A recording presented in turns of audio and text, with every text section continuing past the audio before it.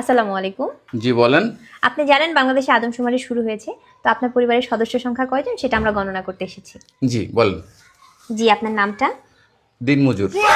না, মানে আপনার পেশা না, আপনার নাম। আমার নামই দিনমজুর। আপনি কি বিবাহিত? জি। কয় বছর হচ্ছে বিয়ে করেছেন? 1 বছর। আপনার কি বাচ্চা আছে? জি 2 জন। মানে আমি 2 বিয়ে করেছি। ও আচ্ছা। আপনার স্ত্রীর নাম? ছোটজন না বড়জন? বড়জন? কেয়ামত। কিয়ামত। আর ছোটজন? তুফান।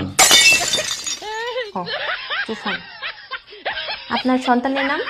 ছোটজনেরটা না বড়জনেরটা? কিয়ামত জনেরটা? ঝড়। ঝড়। আর তুফানেরটা? সিডর। সিডর। জি, আপনার মূল্যবান সময় দেওয়ার জন্য আপনাকে ধন্যবাদ। আর লাগবে না? না না না, আর কিছু লাগবে না। আর কিছু লাগলে নিয়ে যান।